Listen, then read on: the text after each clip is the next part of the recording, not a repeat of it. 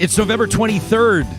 It's the 1-year anniversary of our first episode of Real Talk. This episode, just like the 227 episodes before it, is proudly presented by the team at Bitcoin. Why use Bitcoin? You've heard about all the apps. You have Shake Pay on your phone. Why do you need Bitcoin? It's the fastest and safest way to buy Bitcoin. It's non-custodial, which means somebody else isn't holding it. You don't have to ask them to give it to you. It's already yours. And they've established themselves with more than 200 ATMs across Canada as Canada's primary and only publicly traded Bitcoin ATM company, coast to coast to coast. Learn more about them under the sponsors tab on our website, ryanjesperson.com.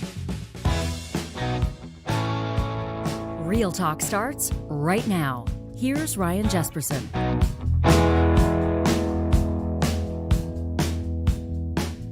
Well, good morning and welcome to Real Talk. I'm Ryan Jesperson, and we are thrilled to have you here with us on our very first show. This is episode 1. This is our inaugural broadcast. We're coming to you live. Of course, you're probably watching us right now on our YouTube channel, and we're thrilled to have you here as we build something special. It feels partly like we're building something. It also feels a little bit like we're bringing a community back together.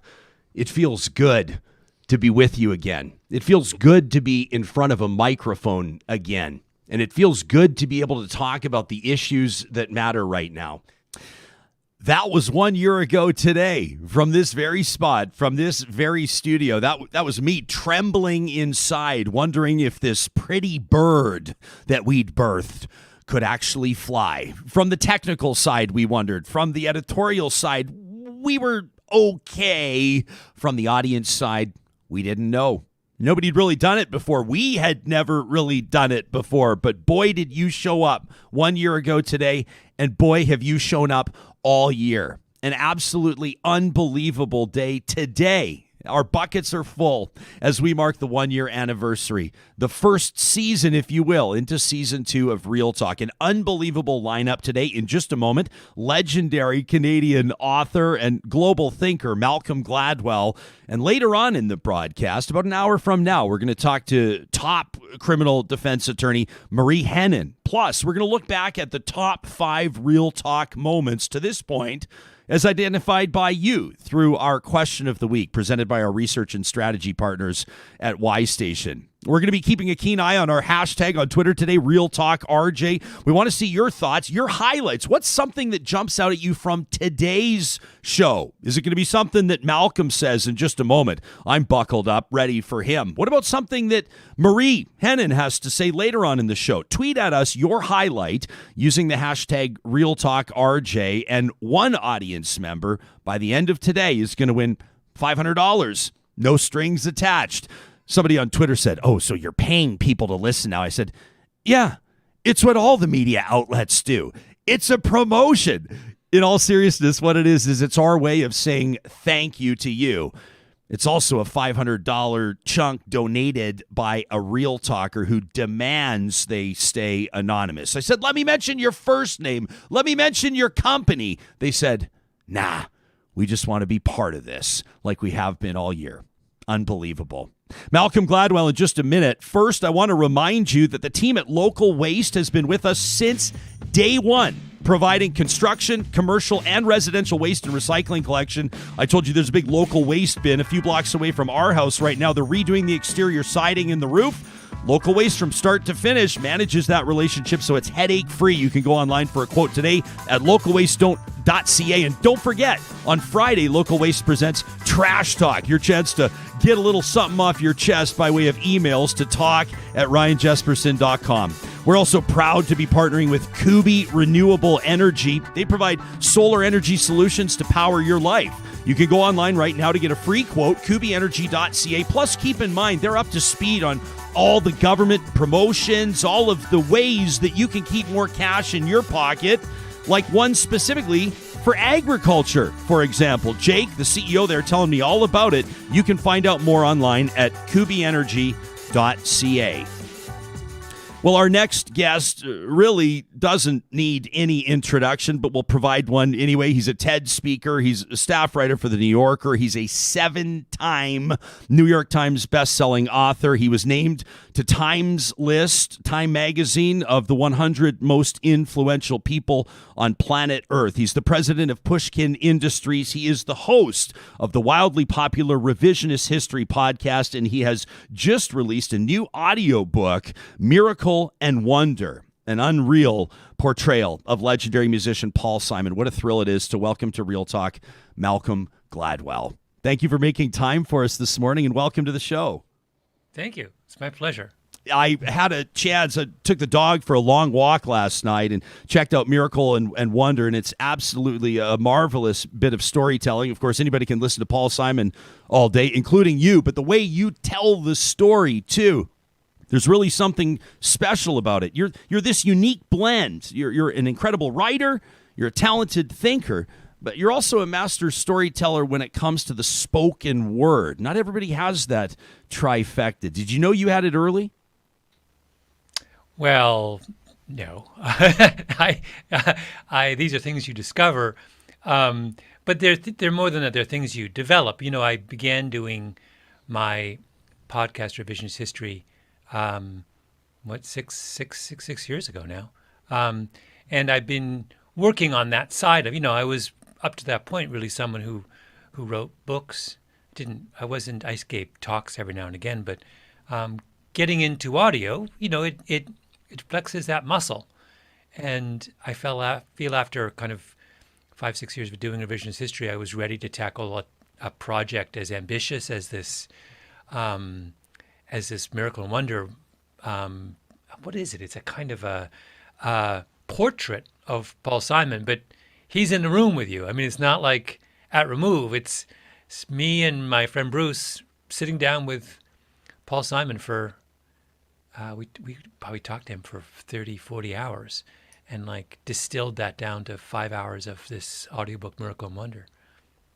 It's, I think, going to be of interest to people that it's not simply, I mean, it certainly is an homage in your way, and you make it very clear the status where you place Paul Simon. You talk about Stevie Wonder, and I want to get to that in just a second, and sort of this elite group of American storytellers and songwriters. But you don't shy away from criticizing his career in ways. I mean, in your own way of storytelling, you talk about how, you know, today's trend of the general public wanting artists to stay in their cultural lane. And you talk about Paul Simon to a certain degree as inauthentic with regards to his own musical roots and his projects. How important was it for you to take on some of that stuff that some people might leave alone with a project like this? Well, yeah, I wouldn't say that it was... You're right. I mean, we wanted to kind of give an honest appraisal of his career. And when I talk about him being inauthentic, it's really meant not as a criticism, but as a description. That his notion, today we have a very, I think, unacceptably narrow notion of what authenticity is. And today we say you are authentic when you are true to your own specific cultural tradition. He grew up at a time and a place when we didn't hold artists to those that kind of standard, where we said if you were an artist, you were free to move within the confines of your, like if you were a musician, you could contribute or partake of the world of music, wherever that took you. And that's the perspective Paul has, and a perspective that has fallen out of favor. I raised that question in the context of the album Graceland and wondering whether that album could be made today. Could a white musician from New York City go to South Africa and make a music that combined his own musical experiences with those of another country, another culture entirely? We're not good with that today, and I think that's a problem. I think that we should allow artists should be free to make art, and the result of him going to another country and working with a completely new set of musicians was one of the greatest albums of the 20th century. I'm grateful that you took it there already, because I wanted to ask you if it's a good thing or not. We've been having rather fulsome discussions on this show over a series of days about representation in media, in particular, conversations around people with disabilities acting in certain roles, or people without disabilities portraying people with disabilities, straight actors playing LGBTQ2S plus characters, etc. What's your take on representation, whether or not it's okay for a straight actor to play a gay character, or whether or not it's okay for someone without a disability to portray someone that's living with one? Yeah. Well, it strikes me there's two questions here that sometimes get confused. One is that should any profession be open to as wide a group of people as possible? Absolutely. And in order to do that, professions have to look very honestly and long and hard at their own hiring practices, at their own networks. They have to make sure they don't have biases that are keeping people out. So that part of the representation argument, I'm 100% in favor of. When we're talking about making art, I am profoundly uncomfortable with the idea that we would have some kind of very narrow and specific and prescriptive notion about who can do what and who can play what. You know, there's a point in the book where I'm talking about an episode early on in Paul's life as a musician. He goes down to Muscle Shoals, Alabama, and he's making, I've forgotten what song at the moment, and it's a reggae song. And he's gathered together. He brings with him a gospel singer, a falsetto singer from New York, a legendary gospel singer. He goes to a legendary R&B studio in Alabama. He asks a New Orleans marching band to come and join them, and they're doing a reggae song, actually a calypso song. So he has combined gospel, R&B, New Orleans marching band, calypso with his own tradition in one song. Now, some people will be horrified by that. My thing is, no, if you're an artist, you should be free to let your imagination run wild, and you should be free. Paul would say, and I think this is a very important point, he would say, I'm a musician. I belong to the world of musicians and music. And music doesn't know any boundaries.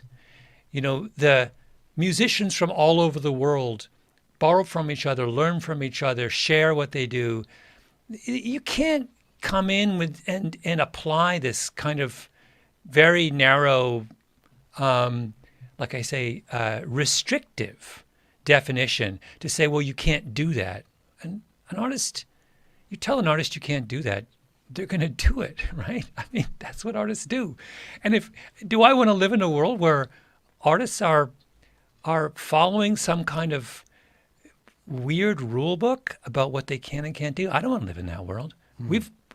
We have in previous generations lived in that world where people tell artists what they can do, and those are not pleasant places for anyone, right? You talk in the project, in Miracle and Wonder, about filmmaker Martin Scorsese, for example, or legendary musician Stevie Wonder, and you talk about how the art tells us something about the artist. What does your art, your literary work, your podcasting, your thoughts, what does your art tell us about you, Malcolm Gladwell? Well, I'm a small town boy from southwestern Ontario. I am a product of 1970s Canada, one of the great places to grow up in the world, maybe the greatest. I was someone who was taught that if you grow up in that environment, the Canada I grew up in, and it's still the same as the Canada is today, is a place that was where the world was your oyster, right? Where we let in everyone from all over the world. We learned about everyone from all over the world. We had respect for all kinds of different ideas. We went out of our way to accommodate, the French Canadian cultural tradition, when virtually any other country in the world would have just ground it out, right? Would have just got rid of it. Canada is this kind of, and that's the tradition I operate in, that you belong to the whole world. You can explore whatever ideas you want. You can go wherever you want. You can, you have that freedom. I remember when I was in Toronto in college, getting on the subway and looking around the subway and just seeing people from everywhere. just thinking like, it's amazing, like what an amazing experiment Canada is. And I consider myself a product of that experiment, that amazing experiment. We'll be a little bit later on in this show taking a look at what our audience has told us by way of our question of the week. Are their top 5 moments or the ways that we've covered stories, some of the episodes or some of the themes throughout their first year that have really jumped out at them. One of those is a conversation around truth and reconciliation in Canada. It's been a very difficult, obviously, year of conversations, in particular the last 6 months here. I don't have to tell you, I know with the discovery of thousands of unmarked graves outside former residential schools. As a Canadian, how has this resonated with you, and where's your head at on what meaningful reconciliation would look like? I don't. I am respectful of all of the thought and intelligence and courage that has gone into those discussions. I'm not sure I am deeply sympathetic with that project. It's long overdue, and I think lots of other cultures should follow suit. I can think there's an awful lot of work that could be done in the United States about on that very theme towards African Americans that has not been done. So Canada can be a kind of can be a model for other countries and should be. To bring it back to Paul Simon for a moment, because I think that looking at an album like Graceland with the passage of time, so it's been 35 years since that album came out. What is that album about? It's fundamentally about somebody discovering another culture, and with joy, and with empathy, and with warmth, and bringing that discovery back to the rest of us, who had no opportunity. In 1985, what did the average music listener know about South African music? Nothing, right? South Africa was a pariah state with closed borders, and somebody went there and told the rest of the world about what was going on musically in that part of the world, and kicked off. Paul Simon, I think it is correct to say, is one of the key hit. That album, Graceland, is one of the key steps in the growth of world music.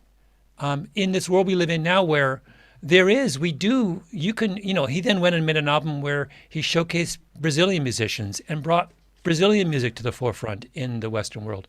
There's something about like, I think that goes hand in glove with this notion of truth and reconciliation. It's present day showcasing and respect and discovery of different musical traditions, and it says if you are a privileged white person, living in southwestern Ontario or New York City, you don't just have to listen to music from your own culture. You should feel free to roam the world and learn what other people are doing. And it takes cultural ambassadors to bring that music to us. It's a tough, or maybe it's a fine line or a tough balance, or maybe it's just one of the gray areas where we commit to live in. It's where we want this show to dwell all the time. But finding that line of cultural discovery, and the conversation about Paul Simon as an example, and then what people are talking about now with cultural appropriation, and people are I think wrestling with or starting to process concepts that, quite frankly, have not been part of the public dialogue ever, and I think it's really interesting because now people are starting to try to process their own lives and actions and interests, their own accountability, if you will, through a lens that might be new to them, and I think there are a lot of gray areas along the way with that. So we tackled this in the chapter of Miracle and Wonder on Graceland. It's really structured around a long interview we did with Bhagiti Kumalo, who's the bassist who plays on Graceland, and who is a South African musician who Paul invites when Paul Simon goes to Johannesburg in the early 80s. He invites Bhagiti, among others, a whole group of South African musicians, to join him in the studio. And they're making music in the studio. It's not like Paul came in with songs written and they played on it. They, together created this music. And I was very curious to hear, with the perspective of 30 years, what did Kumalo how did he feel about that? And, here's someone who is part of that culture. And this guy comes from New York City, shows up in his country when most people from the West were no longer going to South Africa, made music with him. How did he feel about that? Did he feel like it was a violation? Did he feel like his culture had been appropriated unfairly? And the answer was no. He felt that was an extraordinary opportunity for his music and his culture to be showcased around the world. I think Graceland is a model for how to do it right. And a reminder that before unheard voices can be heard, someone's got to open the door, right? And if we close those doors, if we say, stay in your lane, don't you dare write about anything that's not in your own tradition, we may never hear those other voices, right? Do we really want to live in a world where white people listen to white music and white musicians never get to experiment with other musical traditions, or a world where black musicians don't get to experiment with white music? I mean, I think that's crazy. It goes back to the distinction I was saying earlier, that there is a difference between art and professional practice. And we are trying to shoehorn art into a model where it doesn't fit. People in the way we structure our society very much ought to follow these moral principles of inclusion and respect for different cultures. But artists must be free to make art. And I think that's an absolute in my book. You hadn't yet turned 40 when The Tipping Point came out. I'm not sure if it blows your mind that book's been out for more than 20 years. It was my introduction to Malcolm Gladwell, as a matter of fact. Interesting study into an investigation into fads and how fads develop, how trends develop, how much has changed from the year 2000 when that book came out until, to what you observe around fads or culture, trends, present day. Well, with the internet, that book was written really before we understood the propulsive power of the internet. And I was describing the mechanics of how I felt ideas spread. And I was using the model of the epidemic, which is oddly relevant today. But what's happened since, of course, is that the internet has supercharged all of those social dynamics I'm talking about.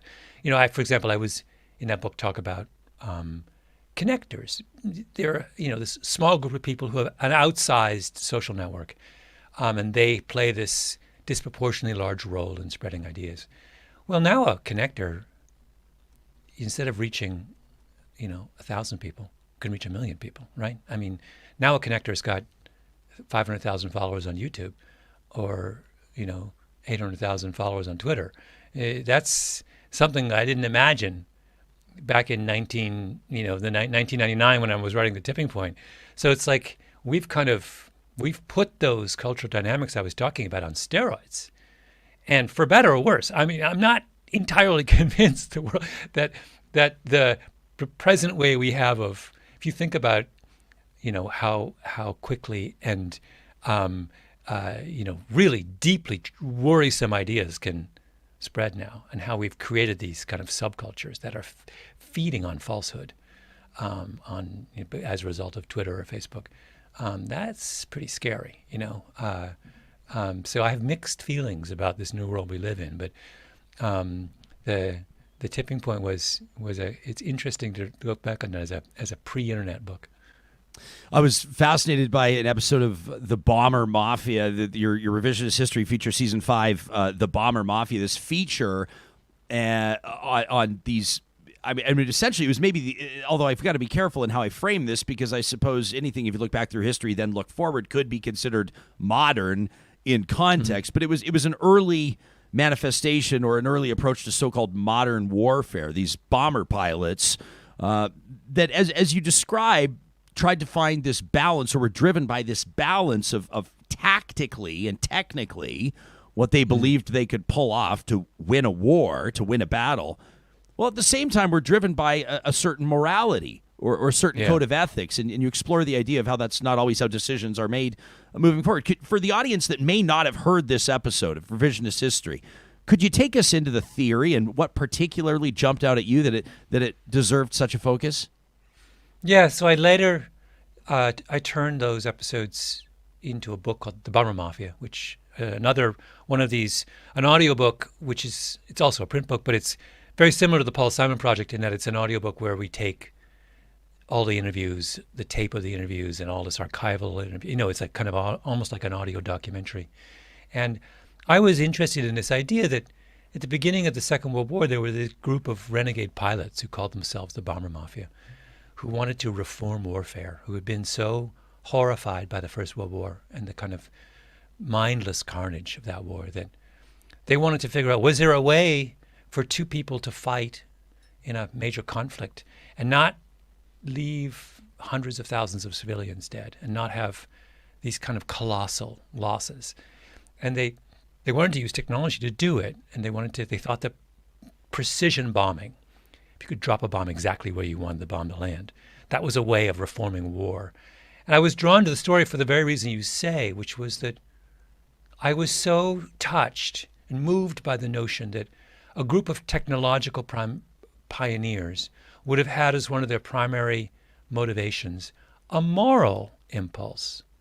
You know, this takes me back to my small town Ontario roots. In the little town Elmira, where I grew up, which had, I think, 14 churches and 3,000, 4,000 people. Did you grow up religious? Yes. Oh, yeah. Yes. Profoundly, yes. Moral considerations were really important. It was, in the culture I grew up in, you started with that premise. When you did something, you asked, was it the right decision? Is it a fulfillment of biblical practice? Does it make the world a better place? And I feel like that notion, which very much fired the Bomber Mafia, that was what was fueling them, has become absent in a lot of technological innovation. That we're asking what makes money or what makes our world more efficient, or we're not asking what makes the world in a moral sense a better place. And I wanted to write that book, The Bomber Mafia, because I wanted to bring that idea back to the conversation, to say it's not weird to ask that question. It's actually the right question to start with. You're, in closing, and we're grateful for your time today, to say the least. You're the president of Pushkin Industries. It's a new media, a digital media venture, certainly exciting. Obviously, you've got a huge following with the Revisionist History podcast, there's Broken Record, Solvable, and others. What's your perspective on the future of new or digital or independent media? You have the luxury and it's kind of the rare status of having seen success in media on a number of different traditional platforms. What does the so-called media of the future look like to you? Oh, wow. Well, I think I would say a couple things. One, that it becomes increasingly international. I think that's a part that we sometimes overlook. But, you can be in Gambia and you can listen to Revisionist History as easily as you can if you live in Mississauga. Mm-hmm. I mean, that's really interesting, right? And for free in both places. That's not been true ever in the history of media. The other thing, and this is what Pushkin is very much interested in, is I think there's going to be a continued movement to the ears over the eyes. That there are things that can be done with audio that can't be done in print, and really can't be done in broadcast medium, that make audio make it the genre of the future in a certain sense. And we're trying to, with books like Miracle and Wonder or Bomber Mafia, we're trying to kind of exploit what audio can do. Do a book about a musician, and why would you write a book about a musician? No, you want to listen to the musician. Let's do a book about a musician where you're listening to him the whole time. That's to my mind using the medium the right way. Well, I'll tell you, as mentioned, I'm listening to Miracle and Wonder, and I'm walking my dog, and you get just maybe 2 or 3 bars of Paul Simon just spontaneously plucking away on When Will I Be Loved, talking about Mick Fleetwood. And let me tell you, I hit pause on the podcast to then listen to the Sheryl Crow and Emmylou Harris version, to listen to the Linda Ronstadt version, to listen to all these different versions. And then I went back to hear Paul Simon's little reprise again and continue on with the podcast. That's the way you could listen to this book. Yeah. It's an invitation just to immerse yourself in the mind of a musical genius. And you should, so many people have told me that's exactly what they do. They pause it and they go down a little rabbit hole, then they come back. It's a great experience. You're talking about Graceland. You're talking about if an artist could pull that off today. I went and listened to Graceland. I came back. An unbelievable experience. Obviously, you draw on people's curiosity. Your enthusiasm, as it has for the better part of your entire career, is so evident there, and it's what sets your project apart from so many others. Malcolm Gladwell's new audiobook, Miracle and Wonder, an amazing portrait of Paul Simon, now available. You can subscribe to his podcast, Revisionist History, and check out what else they're doing digitally with Pushkin Industries. It's been a thrill to have you here on the show, Malcolm Gladwell. Thanks so much for making time for us today. Thank you, Ryan. It's been really fun. You can let us know about a highlight that jumped out at you from our conversation with Malcolm. Tweet at us using the hashtag RealTalkRJ. We're going to pick our favorite tweet, our favorite observation of the day at the end of today, once the podcast lands, once people have had a chance to go on their own dog walks and check out these interviews. And as mentioned, thanks to the generous donation from a Real Talker who demands to remain anonymous, we're going to award $500 to somebody as our thank you for being part of this first year on the show. Our friends at Breathe Outdoors want to remind you that while the logo, the name may be new, they've been around and trusted since the 1960s. The store formerly known as Campers Village has a fresh new look, acknowledging that, well, you may not be into camping, maybe hiking or paddling or snowshoeing or climbing or maybe adventure travel's your thing.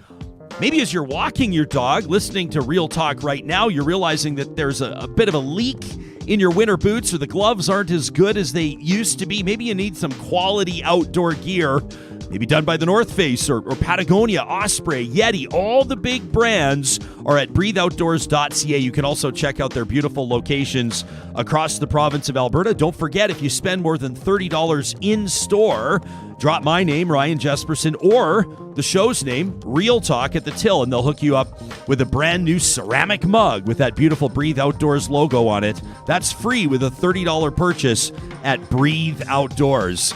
Of course, we're keeping an eye on the podcast today. Since day one of the show, it's been powered by the team at Park Power, providing electricity, internet, and natural gas service. In our home province of Alberta, you can choose where you get your utilities. Why not choose Park Power? They give back 10% of their electricity profits to nonprofits in the community. Just one of the reasons why we partner with them. You can compare rates today online or switch over. It's never been easier. The promo code 2021-RealTalk gets you $70 off your first bill. At Friesen Brothers, 16 locations across Alberta. They want to remind you this Christmas you can let them help you and your family celebrate, from their special catered meals done by their Red Seal chefs through the way to the delicious treats, all the ingredients for that maybe perfect charcuterie board. Don't forget their fresh Alberta sourdough, meat, produce, everything you need for a tasty holiday season, plus perfect gifts for family and friends. From our family to yours, a Merry Christmas from the Friesen Brothers clan, family owned and operated since 1955. I think that's the first time we've said Merry Christmas on the show. On November 23rd. There was a couple days ago. There was another Merry Christmas. Yeah, there you have it. Well, I think we're in the clear. We're in the clear. We're past pumpkin spice season. Yes. So it's obviously. Are we officially past pumpkin? I didn't even get a pumpkin spice. I think there's a few residual. Yeah. Pumpkin spice. You could still track one down? I think so. Are you at the PSL? Is that your thing? Is that in your wheelhouse? No. Sam, are you a big pumpkin spice latte guy? I'm a moderate pumpkin spice latte guy. I think they're delicious, and I have 2 per year. Yeah. That seems to be reasonable. Yeah. That's like me with Ferrero Rochers. Love to crush a couple every year. But don't like to eat an entire. People gift you the pyramid of Ferrero Rochers, available at Friesen Brothers across the province, and they'll give you this pyramid of Ferrero Rochers. But you can't do the whole thing. You can't overdo it. I go straight to the source. Give me the pumpkin pie. That's what I want. Yeah, who wouldn't want the pumpkin? That's what pie? I want, with a big dollop of whipped cream. Got to Yeah. have the dollop of whipped cream. I agree. Very well said. Marie Henein, criminal defense lawyer, coming up in about 25 minutes' time. Looking forward to that conversation right now as we mark 1 year here on the show. And I guarantee there's a few of you that have been around for every single episode. I know because you email into the show, you let us know. I want to get to some of your emails in just a bit, but a special shout out to you. That's unbelievable. A lot of you are writing to us today, tweeting at us, hitting us up on Instagram. My Instagram story is just taken off right now. I appreciate all of the kind words. Talking to us using words like community and family. And that really means a lot for us when it comes to the conversations that we've been driving here on the show. Let me note the conversations don't happen without your participation, so a special shout out to you. Our friends at Y Station, our official research and strategy partners, dedicated our most recent question of the week. We call it Get Real, our question of the week, to our first year anniversary. And they asked you what your top moment or your top moments were over the past year. And we wanted to get into your top 5. These are done by vote. This is what hundreds and hundreds of Real Talkers told us. The top 5 starts with the number 5 moment. And 2 of them, in fact, the morning after the most recent municipal election, are exclusives with Calgary's new mayor, Jyoti Gondek, and Edmonton's new mayor, Amarjeet Sohi. One of our most downloaded episodes on the podcast, probably due in part to this, the moment that Mayor-elect Gondek in Canada's petro capital, the oil and gas capital that is Calgary, Alberta, letting us know her first order of business would be to declare a climate emergency. We have had the opportunity to declare climate emergency for years. We have had various documents presented to us as a council, and I think we've had more than enough time to review them. So let's get serious. Let's declare this. And let's start going after some of the capital that we will see flow in once we make a bold move like that. It is a bold move, and I don't have to tell you about how even a phrase like climate emergency can ripple through a downtown core. Do you have to find a balance as the mayor of a city that's seen itself flourish because of oil and gas revenue? Do you have to be careful about the words you use, or are we past that? Do people misunderstand where Calgary and business leaders are at right now? I don't believe that talking about a climate emergency and oil and gas are mutually exclusive ideas. I think, as a matter of fact, we've forgotten what we're good at. We are very good at energy production, and we are also leaders in innovative ways to practice energy production. We became fixated on that end product being oil and gas. So let's move past the outputs and start talking about the processes again. And let's put ourselves on the map as a city that is the absolute leader in a transitioning economy. And let's show the world that by using innovation and technology, we can come up with sustainable, greener, cleaner solutions across all of our business sectors. That's the kind of message we need to set.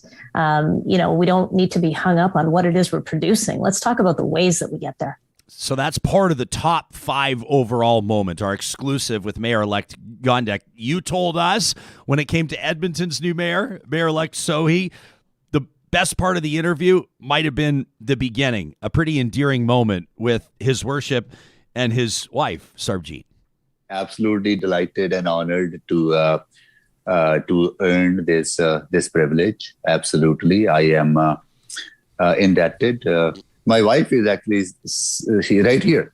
You're going to say hi to you. Of course we do. Good morning. Can she hear me? I don't know if she can hear me, but please extend our congratulations. Here you go. Here, she can hear you now. Here you go. We're a team here, right? So always been a team and will always remain a team. This would not have been possible without Sarbjeet. Absolutely. Well, Sarbjeet, how was the feeling in the house? Not just when you went to bed last night, but when you woke up this morning. I mean, you're the first lady of Edmonton. I mean, this is, with this comes great responsibility. The smile on your face is very evident. How are you feeling today? Oh, thank you, Ryan, and thank you, Edmonton. It's kind of hard. Like, I can't imagine still. There you have it. Part of the top 5 overall moments of the year as voted by you, Real Talkers. Number 4, a very meaningful episode for us. This was back on September 30th of this year. Real Talkers identified the top 4 Real Talk moment as our special episode on the National Day for Truth and Reconciliation. We welcomed drummer and artist Mackenzie Brown to the show, who talked about how she connects to her ancestors and her heritage. We talked to the founder and CEO of One Feather, the tech startup, the CEO Lawrence Lewis, talking to us about digital indigenous identity, about equitable access to technology, including high-speed internet on reserves. And there was a powerful moment with physician and winner of Amazing Race Canada, Dr. James Makokis, who provided a compelling metaphor when it came to the behavior of the bison. When there's a threat to a buffalo herd, they do that. They put their next generation, their calves, in the center so that they know if their calves are not protected, there will be no buffalo herd. And so they teach us to face that threat head on. And that's what we have to do with the COVID-19 pandemic, is realizing that the threat is COVID-19. The solution is to protect our next generations and our elders, which is through the COVID-19 vaccine. And for our people to remember that in 1876, when our elders enshrined in Treaty Number 6, the Medicine Chest Clause, which again is a symbol of Western healthcare, Western medicine, and those sorts of things, they knew that in the future there would be illnesses that would be coming to this land that we did not yet have medicines for. And so it's asserting our right, our elders' vision, our ancestors' vision for us, that we would be protected here today.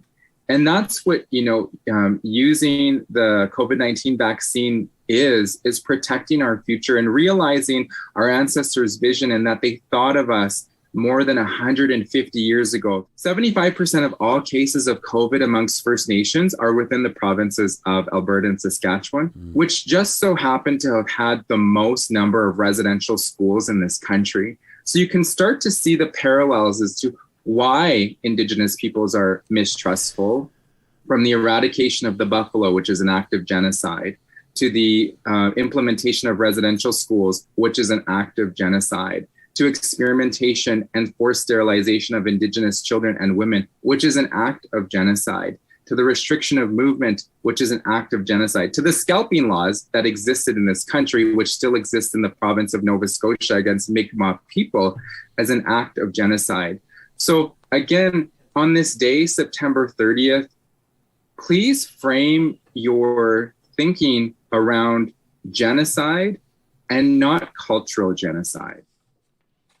That was Dr. James Makokis on Real Talk on September 30th. If you didn't check out that episode, you can find it either by visiting your favorite podcast platform, Apple Podcasts, Spotify, Google Podcasts, what have you, or our YouTube channel. And a huge shout out and a thank you to everybody that subscribes and that likes and shares our content. The number 3 moment on the show through our first year is one that will mean the world to me forever. Julie Rohr, a dear friend, not just personally, but of this show as well. In fact, the founding member of our Real Talk editorial board. She granted us an interview in the context of an end-stage cancer patient.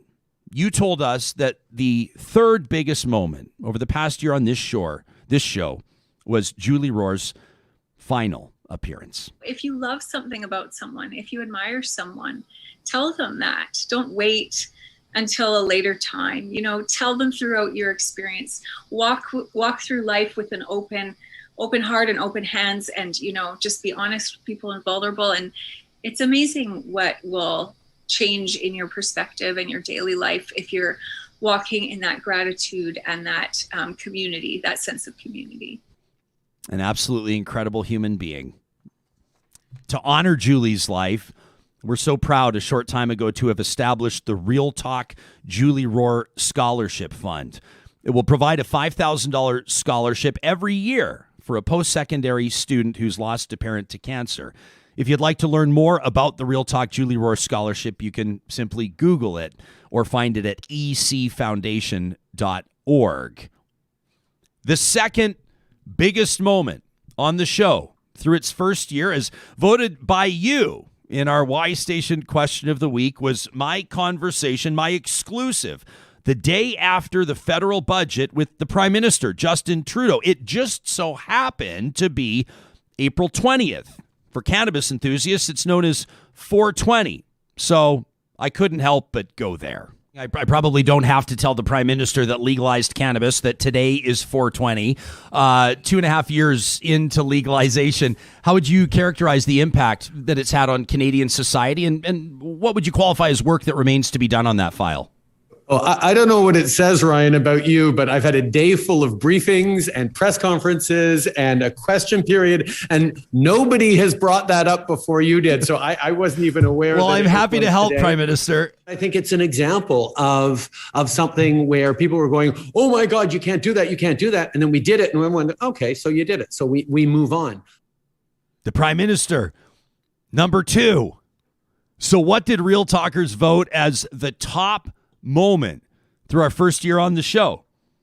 Well, it happened on January 4th. It's our most downloaded episode to date.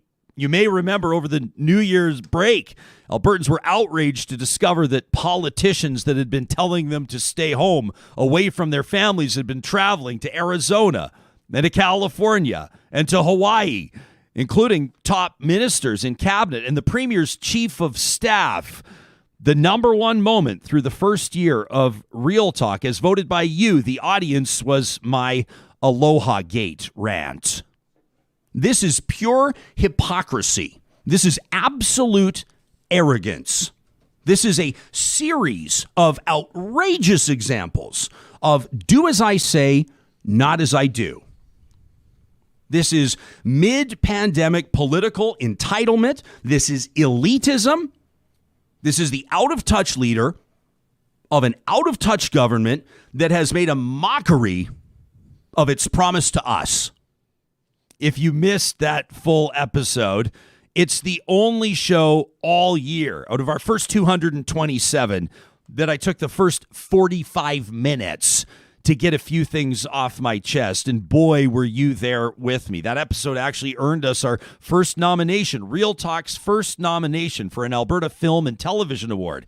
As the best news and information series in the province, we're grateful for those who supported us through that nomination. Also, I think, led to the cover of Edify magazine. Real Talk featured on their inaugural innovation issue. It meant a lot to us, and we're appreciative that it clearly meant a lot to you too.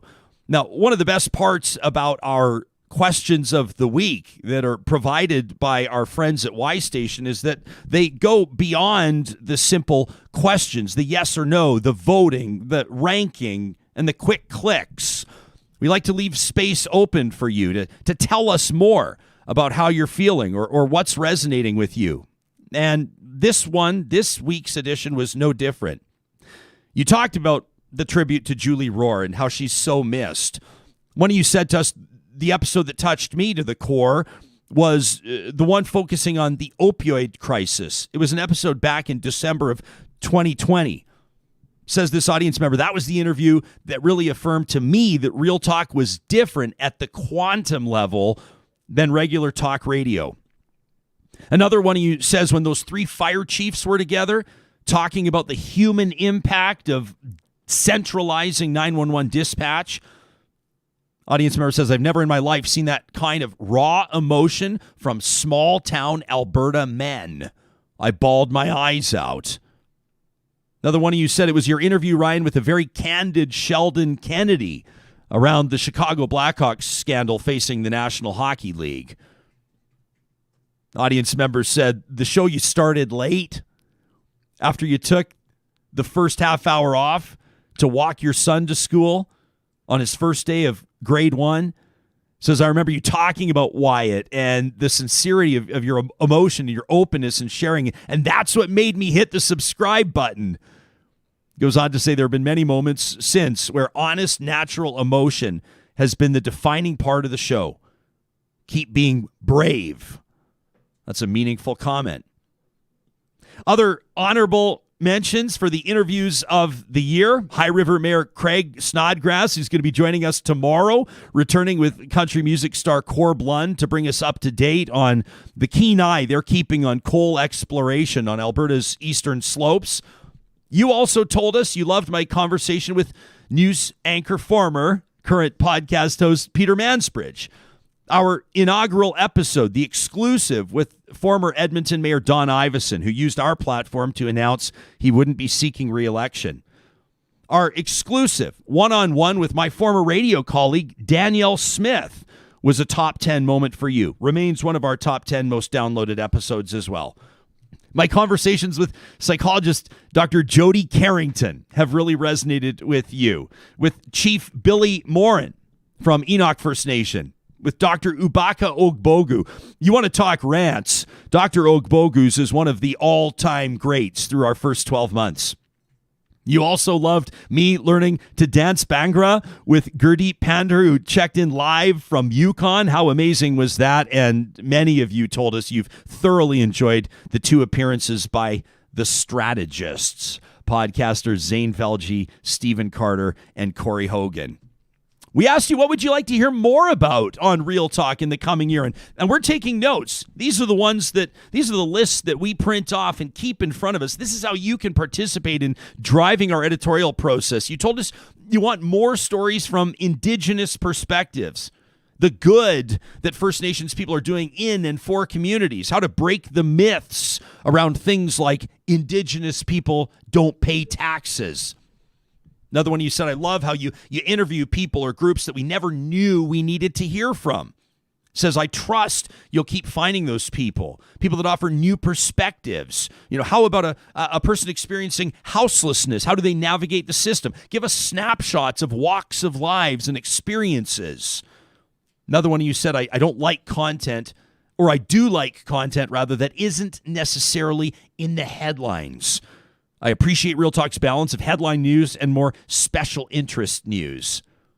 Another one of you wanted and wants to hear more about water, the impact of industry, overuse by consumers, and why the hell, you say, the province and country, why is anybody still drinking unsafe or untreated water? Another one of you wants to hear more about pandemic recovery. Another wants an exploration on whether or not it's unethical to be a billionaire. One of you challenged us to provide more broad points of view, even if it irritates the audience. They say break an echo chamber.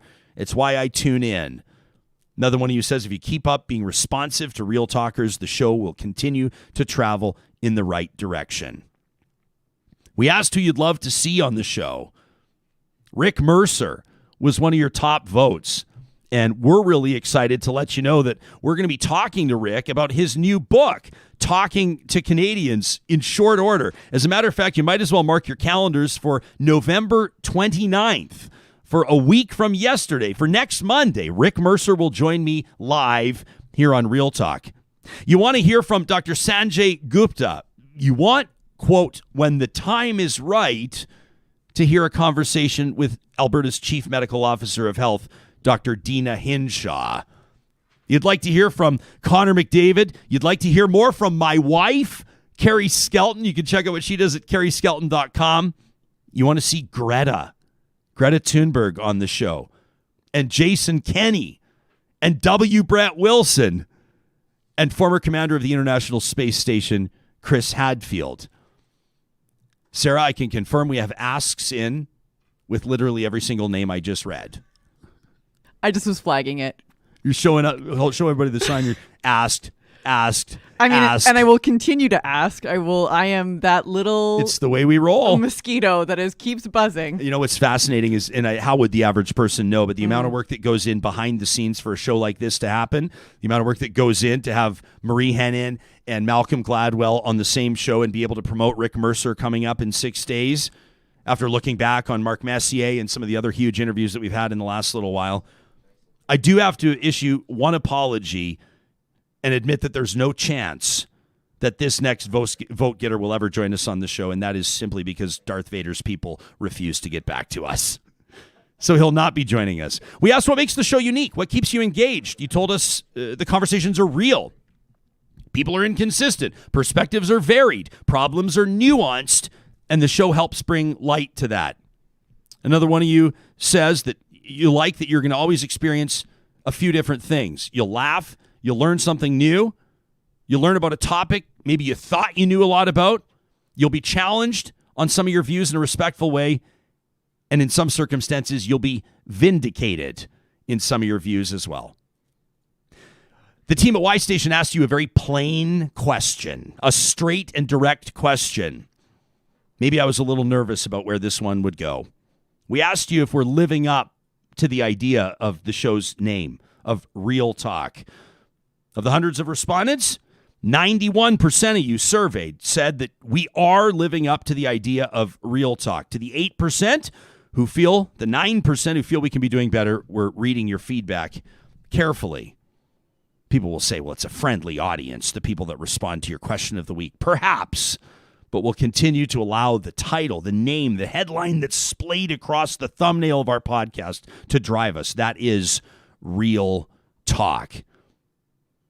Now, you also provided us with some feedback. We asked you not to hold back, to pull out the blowtorch, to talk a little trash as part of that question of the week. And I'm happy to let you know that this Friday's edition of Trash Talk will be our take on the trend of mean tweets, so to speak. I'm basically going to let you open fire and enjoy the entire process. I suspect it may feel a little cathartic as well. Looking forward to that. Marie Henein, in just a moment.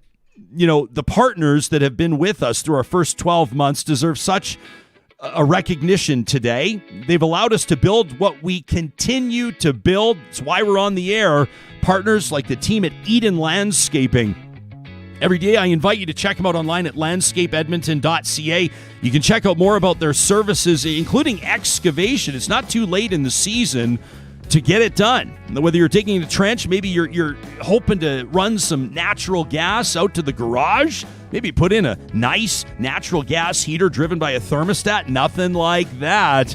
The team at Eden Landscaping can make those projects happen, and they've got the track record that allows you to trust them. They don't leave the project until you're satisfied. Mike and his team will be happy to provide you a quick quote or maybe just establish contact if you visit them today at landscapeedmonton.ca.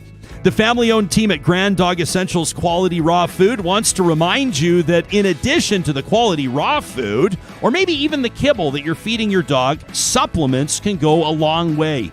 If you check them out online right now under the Shop Now link at granddog.ca, you can learn more about what dog owners are putting into the dish to ensure their dogs experience optimum health, like some of the supplements around coat health or joint health. All of the things maybe that older dogs like our boxer Moses experience. We're trusting Grand Dog with our supplements, and Moses, in the last 5 years, he's 9 now, in the last 5 years has never moved better. The promo code REALTALK at granddog.ca gets you 10% off your first-time order, hand-delivered to your door if you're in Calgary, Edmonton, or Central Alberta. And also a big shout out to our amazing friends at the Dairy Queens of Northwest Edmonton and Sherwood Park. They want me to remind you that the burger of the month this month is the flamethrower burger with that classic flamethrower sauce. One of the Real Talkers that chimed in on this told us that there's nothing better than the chicken tenders at DQ dipped in the flamethrower sauce. Said it's so good their 5-year-old just crushes it. If that's your order at the Dairy Queens in Palisades, Nemeo, Newcastle, Westmount, and Baseline Road, you let them know that Real Talk sent you. Drop my name. Show them a little love. We're sure glad to have the Dairy Queens of Northwest Edmonton and Sherwood Park on board through our first year of Real Talk and beyond. Our next guest is easily the most prominent and in-demand criminal defense lawyer in Canada. She's a senior partner at Henein Hutchison, one of the country's top 10 litigation boutiques. She's written for the Globe and Mail, certainly a sought-after speaker to say the least. She's a recipient of the Laura Legge Award from the Law Society of Upper Canada and the Law Society of Upper Canada Medal, and she is the author of a brand new memoir, Nothing But the Truth. It's a pleasure to welcome to the program Marie Henein. Thanks for making time for us today, and welcome to Real Talk. Thank you. Thank you for inviting me on your first anniversary. I'm excited. Yeah, it's kind of a big show for us because we didn't really know if this thing was going to fly. I remember a year ago today, we're sitting here and on the technical side, I'm going, I hope that the cameras hold up. I hope that our live streaming holds up. I hope our computers don't crash. So today feels like kind of a moment, to have two prominent Canadians, Malcolm Gladwell and yourself, joining us. It's big for us. With regards to your professional career, before you were Marie Henein, what was that moment where you knew that this was going to be a noteworthy and special career? I don't think I ever thought of it that way. I remember when I worked for Eddie Greenspan, and he was such an icon in this country. And I remember talking to him and thinking, there would never be another experience like that for Canadians and for a criminal lawyer. So I was focused on just trying to be really good at what I do, trying to improve my personal skill. The rest of it, whatever happened in my career, has been, quite frankly, a surprise. And much of it often is beyond your control. You just don't know how you'll be received by the public and what, if anything, they find interesting about you. So it's been a journey and a surprise for me too. I have so many questions for you, and I'm really looking forward to this conversation. As a jumping off point, we've been promoting your appearance here on the show, and this is nothing new to you. First of all, as a criminal defense attorney. Second, as an attorney that's had some pretty high-profile clients, including former radio host Jean Gomeshi. I'm sure you've experienced your fair share of pushback, and I know that people have called into question your credentials as a feminist. In us promoting this interview, here were just a couple of the responses that we got. This was just from yesterday. An audience member out of Calgary, Giant Blue Ring is the Twitter account, says, well, she was Gomeshi's lawyer, wasn't she? Luna responds and says, yes, she's a true traitor. And then how about this comment from an audience member who said, Jespo's going to get the cancel culture treatment for having Ms. Henein on. It'll be fun to watch. What do comments like that do to you when you hear that, when you read that? Is there a visceral response, or is it water off a duck's back? Water off a duck's back in terms of my personal reaction, because those people don't know me. But I think what it does bring home is a misunderstanding of the role of a defense lawyer. So I understand the visceral reaction because it reflects a lack of understanding of how our justice system works and what my role is. And it is easy to confuse or misunderstand the role of a defense lawyer standing beside their client in a courtroom and where they fit in the architecture of the justice system. The reality is members of the public often get their information about what we do in a courtroom and how a courtroom plays out from TV. And nothing could be further from the reality of what it is. So I get it. I'd love to talk to those people and explain what I do. I always say, come and watch a courtroom. Often it looks and feels very different than what you see on TV. Was it, I don't assume anything about you.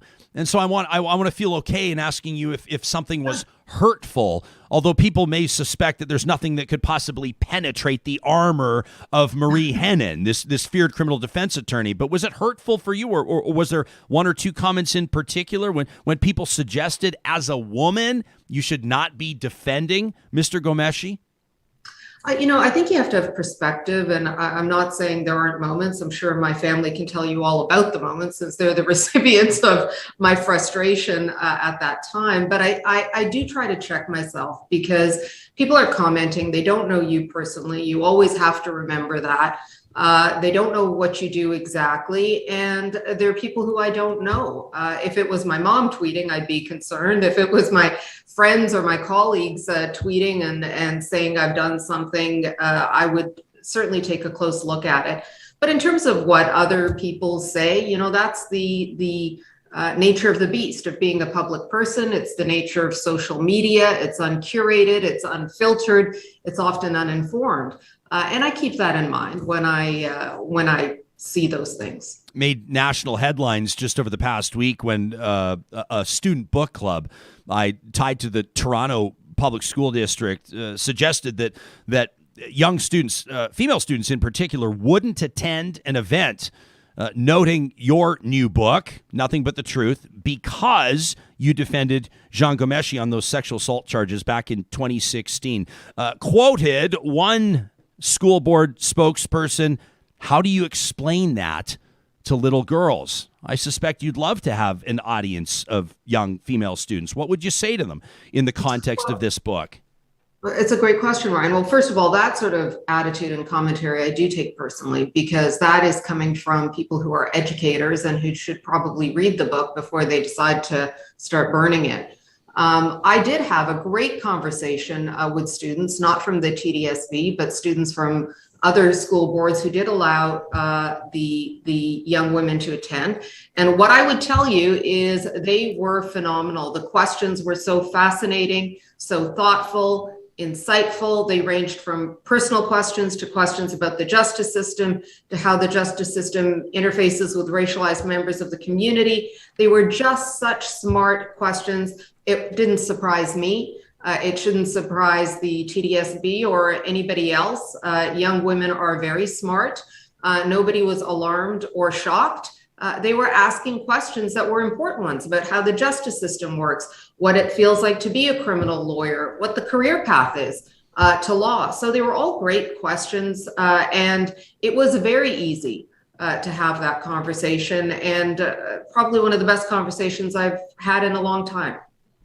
Interesting feature, an op-ed in the National Post by attorney Catherine Marshall, who happens to be representing a former staffer of the Alberta provincial government who's just launched a lawsuit taking aim at the Premier's office. It's a fascinating development, most especially considering Ms. Marshall's conservative roots. A lot of people are reading into that. I won't ask you to speak to that. That's a question for her. But she writes about an event that she attended as a young lawyer about 5 years ago, where you were speaking to young women in the legal profession. She said, here I am trying to find my way in the legal profession. And Ms. Henein's telling us, don't forget why we went to law school. Don't be afraid to take our rightful place in this profession. It was an empowering message. How important is that message for women and non-binary people in the legal profession to hear? It's an important message for women and non-binary people to hear in any field. It is very, very challenging. And if I can contribute a little bit to feeling a sense of self-confidence, that is so meaningful to me personally. Visibility is very much an essential component to feeling that you can access certain areas and certain professions and life and a commitment to your job. You have to see people doing it. You have to know that it is possible. And what I always say is you do it on your own terms. You do it, according to your own stripes and what makes you feel comfortable. But it is meaningful to me, and it is important for people to see you in the profession in a visible way. So it becomes normal that a female does a variety of jobs, whether it's leading this country or being a defense lawyer or being a writer, all of it. It is important to know that we are here, and it normalizes it. And that's what I hope. It doesn't become anomalous. You've said that you want your memoir, Nothing But the Truth, to challenge the two-dimensional caricature of criminal defense lawyers. What do you mean by that? Well, it's a two-dimensional caricature, not only of defense lawyers, particularly of female defense lawyers. You referenced the armor that I have. I don't have it. And I wanted to explain a little bit to members of the public, what they were seeing and who I was. I didn't want young women to be looking at this or young male lawyers and think this is the type of person you have to be, this two-dimensional character to be successful in the profession. And so I wanted to round it out, to be a little bit more fulsome about who I am, where I come from, to try to explain what you're seeing a little bit, and hopefully to explain why I'm in this profession, why it's so meaningful to me. You, through the course of your career, have, of course, defended many prominent individuals, including Vice Admiral Mark Norman. I want to ask you about the Vice Admiral in a few minutes. Back in 2008, you defended hockey agent David Frost, who was acquitted of the charges of sexual exploitation. You represented Marvin Cezanne, the Toronto doctor accused of tying up young boys and repeatedly forcing sex on them. In 2009, also, you represented Bradley Harrison at the Supreme Court of Canada. Charges of possession of 35 kilos of cocaine worth about $4 million at the time were dropped. How do you determine who you will or will not represent? And have you ever said no to a high-profile client based on optics or another factor? I've said no to many high-profile clients. Every lawyer determines the cases they want to do and are prepared to do differently. And it is entirely a personal choice. I subscribe to the school of thought that is very much Eddie's school of thought, that as a defense lawyer, you do have an obligation not to judge your clients. You do have an obligation to represent everybody.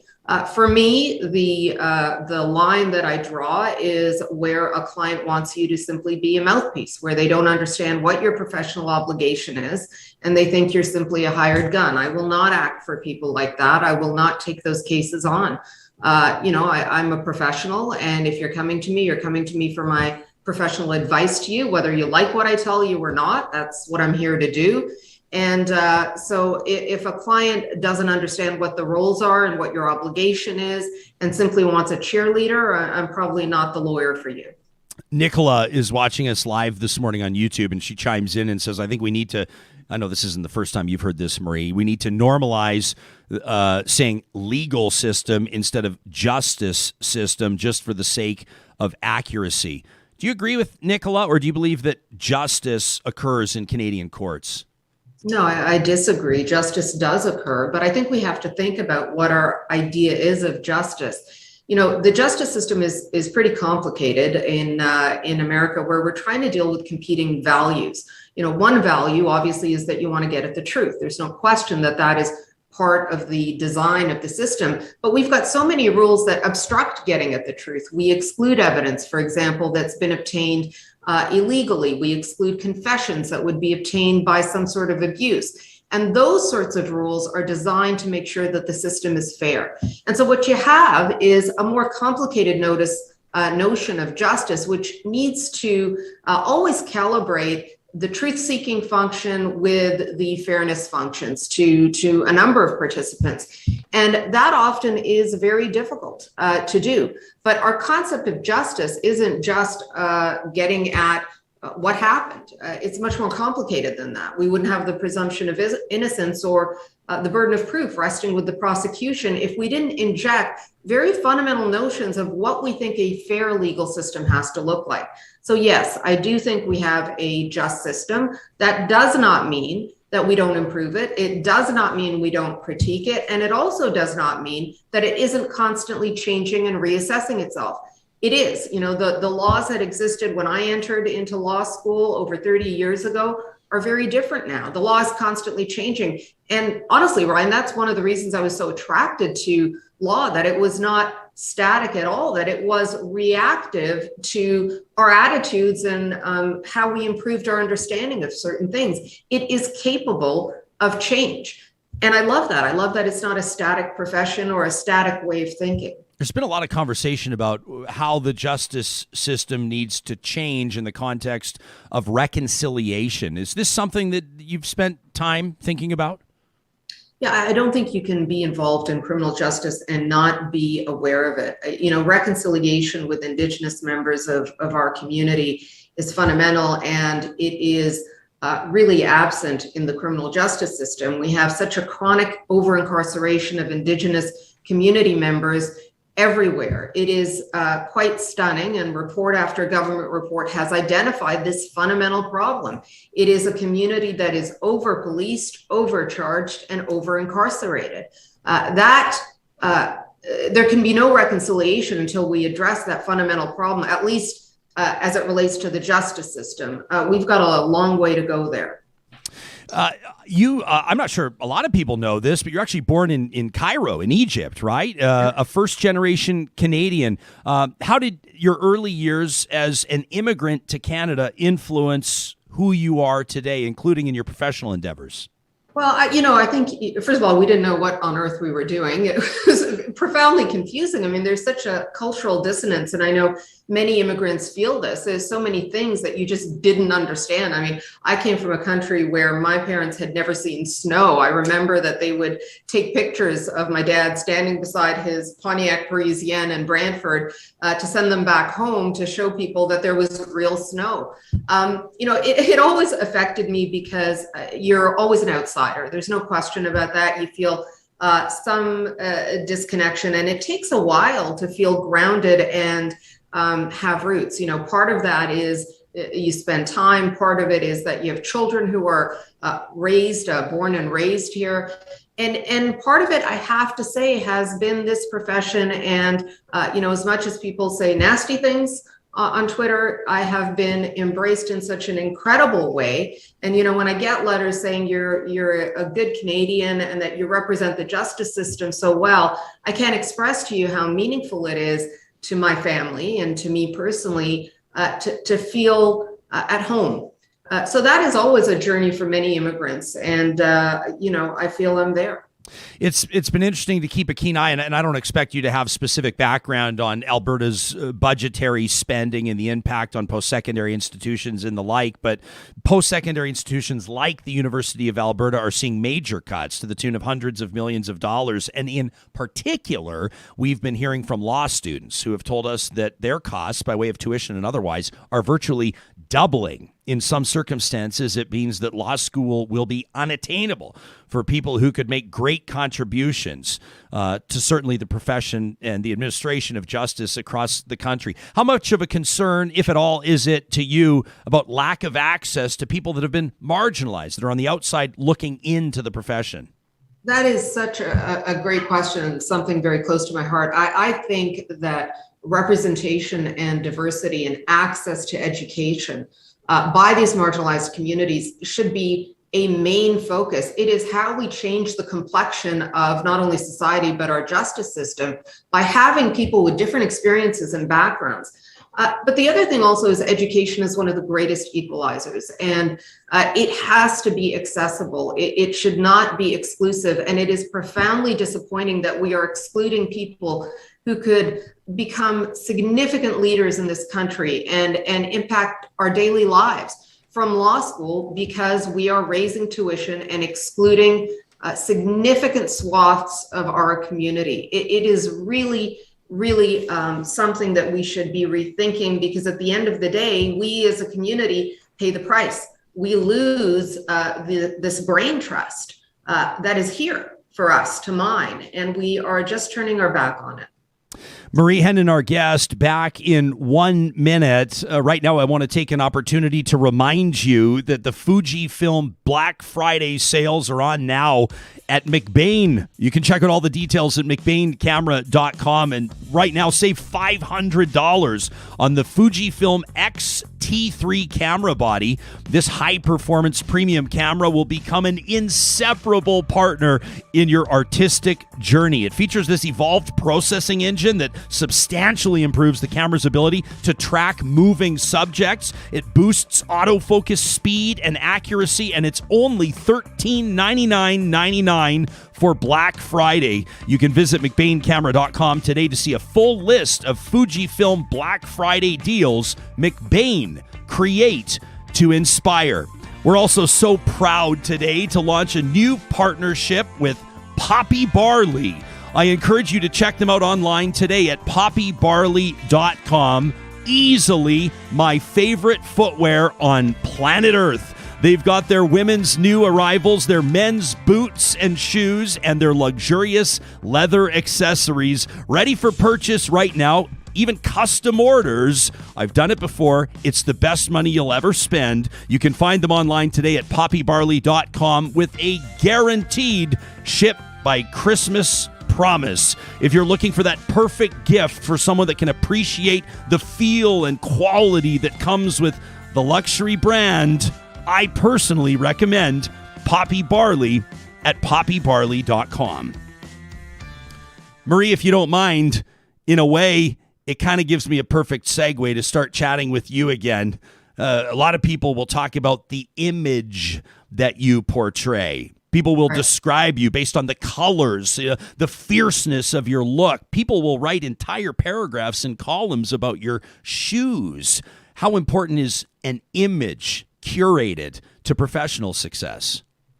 Not at all. Really? What you seeing and what you see in the book, I hope, is an explanation that I have been a longtime victim of fashion, as has my mother, as has my grandmother, as was my Uncle Sammy. It is bred in the bone, the glitter. We love it. And I'd be dressing up whether I was working in a bank or in a grocery store or, doing whatever. I mean, it's part of who we are. Nothing is curated. It is what I am. But it is an interesting thing you say that there are paragraphs written about it.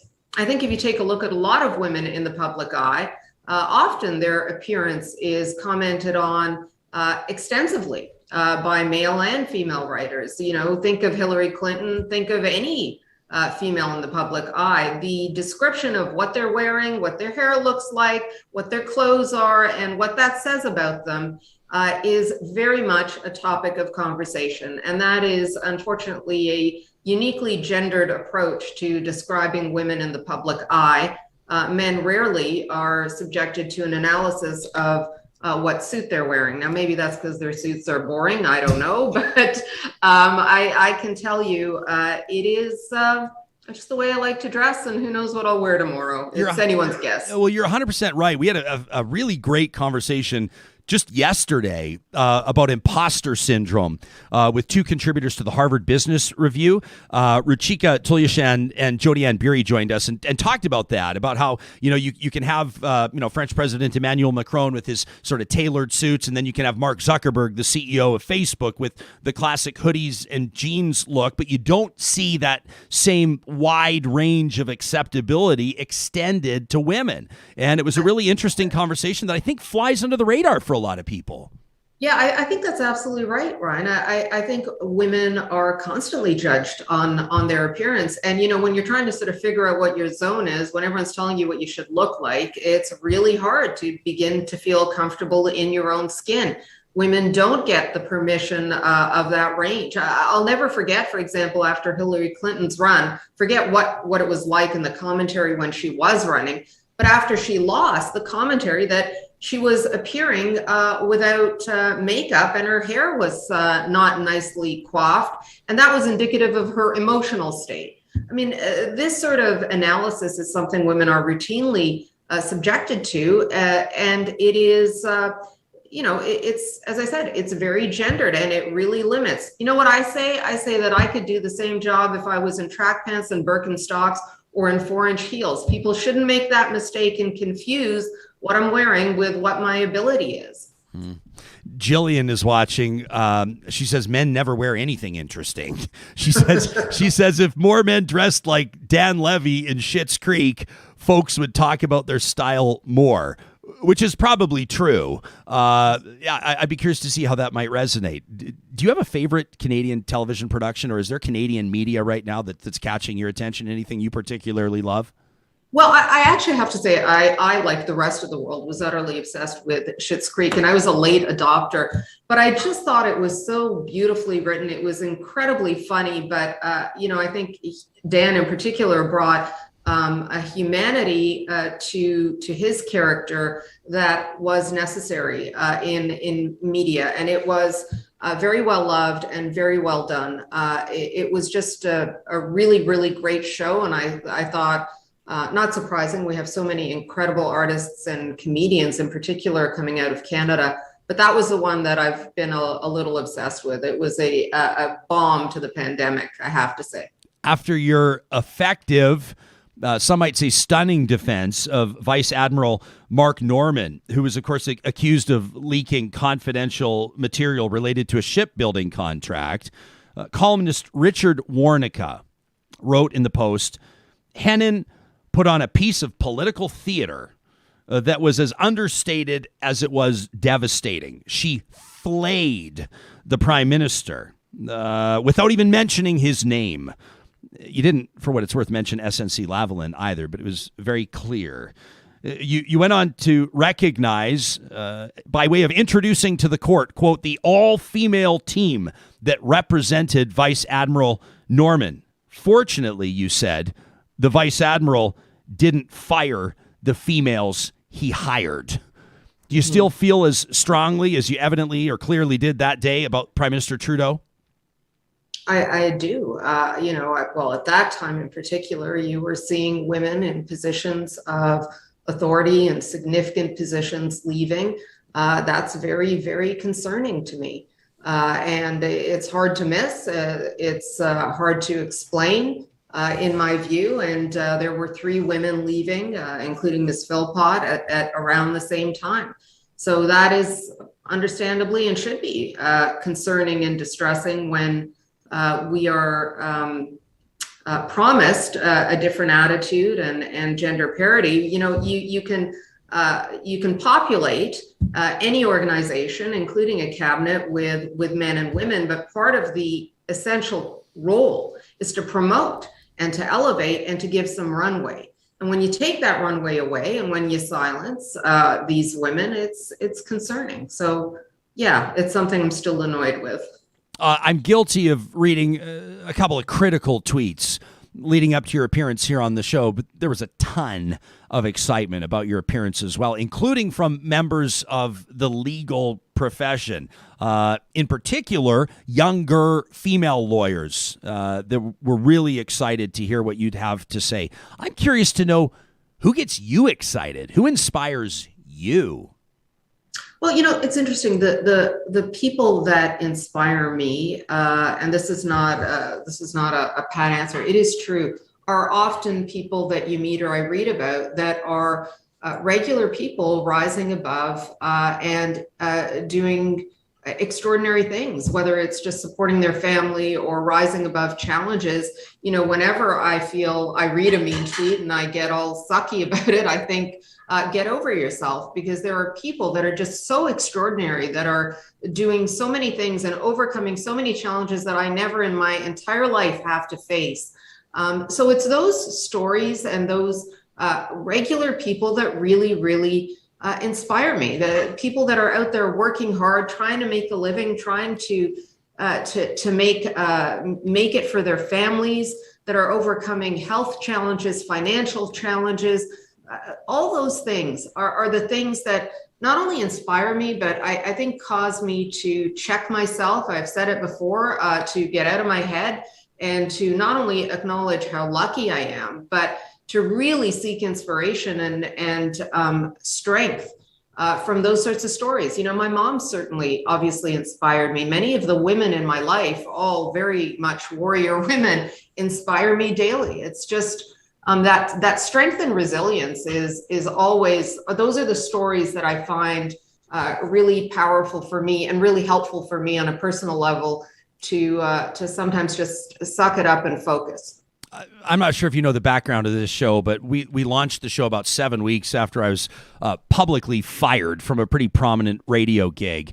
And in the immediate aftermath of that firing, I'm not going to lie, it's devastating. And you see pieces of your career laying about like shrapnel. I mean, you feel like a nuclear bomb has gone off. I'm curious to know for you, what was the biggest moment that you bounced back from? What was the biggest challenge you overcame? Or what was that devastating moment in your career that you said, I'm not going to let this one be the story?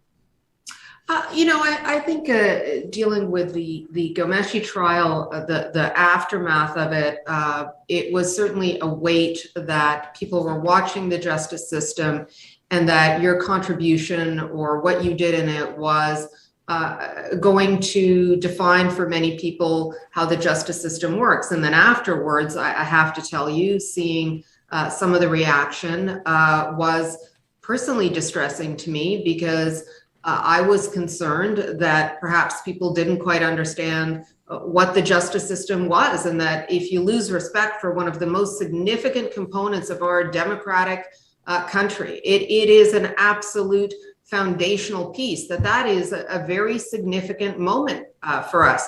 I think that probably for me, in terms of of my career, would be one of the most significant moments. I think feeling the focus and the weight of the government and the power of the state was undeniable in Vice Admiral Norman's case. I think that would be a second moment that was extremely weighty for me on a personal level, to actually see it very much in living color and in action. The case was tried in Ottawa as well, and you couldn't miss it.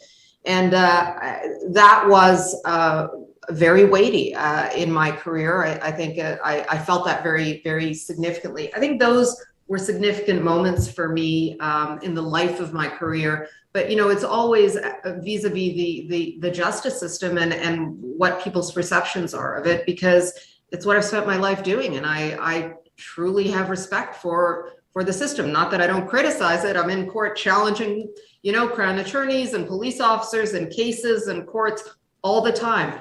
But the way it fundamentally works is correct.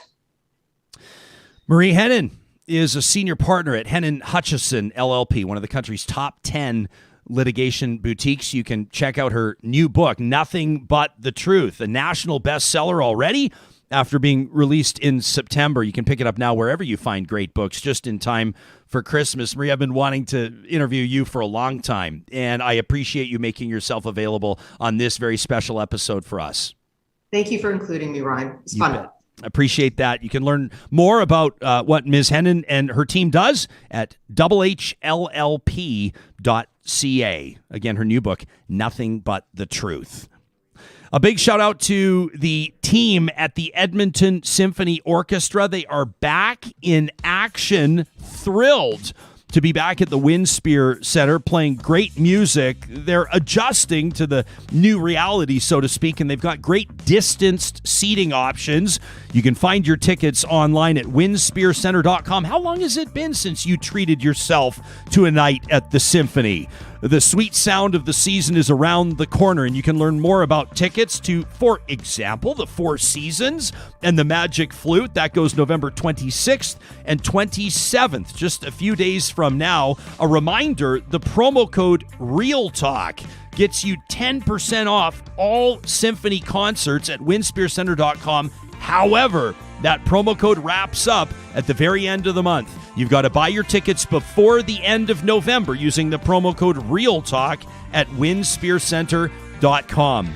We're also very proud to present the November Wine of the Month for Real Talk. We're partnering with Brewer Clifton.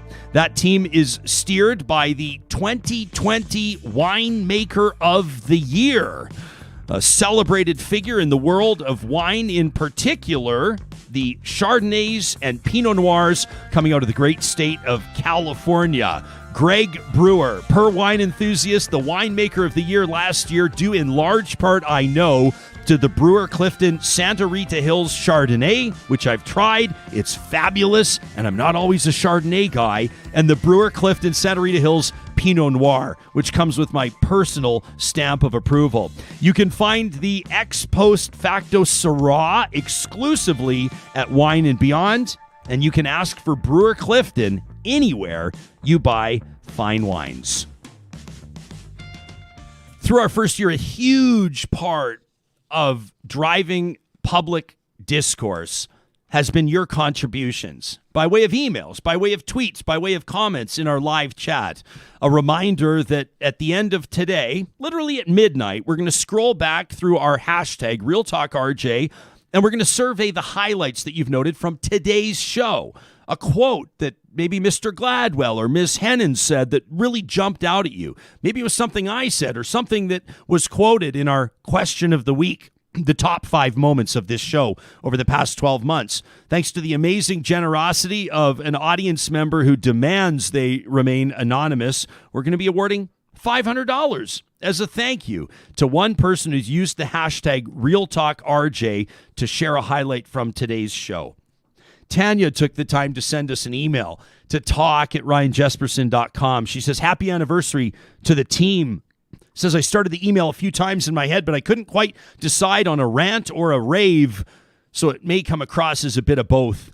Tanya says, truly the sentiment boils down to a big thank you. A year ago, we were 8 months into this pandemic, and in many ways, it felt like life was falling apart at the seams. For me, she says, and I bet for a lot of other people too, work was frenetic and stressful. She says, I work in healthcare.